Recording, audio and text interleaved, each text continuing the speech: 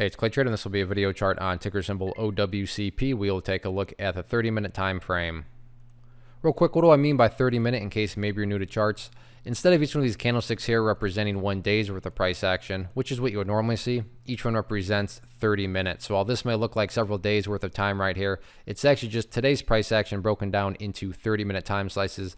I like to this time frame. I think does a good job of telling the quote-unquote story of the price and just makes mapping out levels of support and resistance a bit easier to see. I have done this analysis quite a few times in the past, so that's where these red and green line annotations are coming from. Today, not the best day. I wouldn't call it, the end of the world, but definitely the bulls need to start to step back up. Pullbacks are fine. Pullbacks are okay to an extent, but now it's kind of crossed that line where the chart is really flirting with no longer being considered a pullback, but more so a reversal.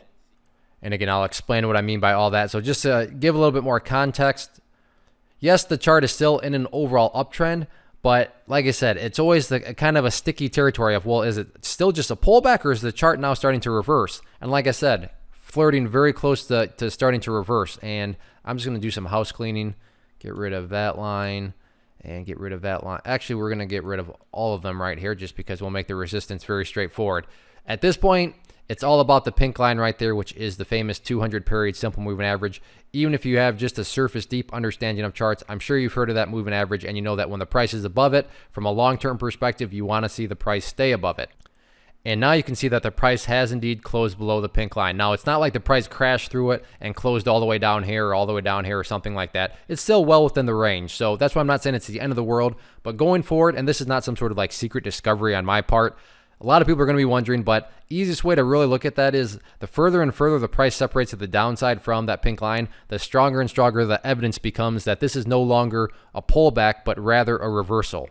Again, the further and further the price pulls away from that pink line, the more and more, the stronger the evidence becomes that, yeah, not really a pullback anymore. The price is reversing around. So to me, I'm still going to consider it a pullback just because, like I said, it's still well within the range of that pink line. But if it starts to get further and further away from it, well, then that's where eventually you got to just start to call things a reversal. But so far, hanging out in that area, which is a good thing. If the price does continue to pull to the downside, I do want to map out one area of support.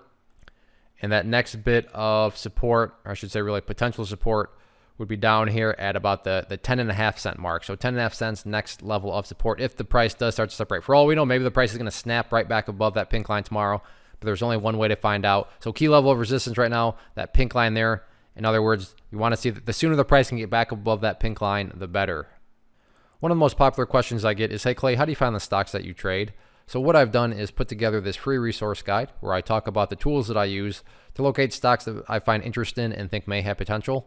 So if that sounds like something that could add value to you as a trader, then by all means, click right here to get access to the guide. The guide itself is very short and to the point. And like I say, it is free. Thanks for watching.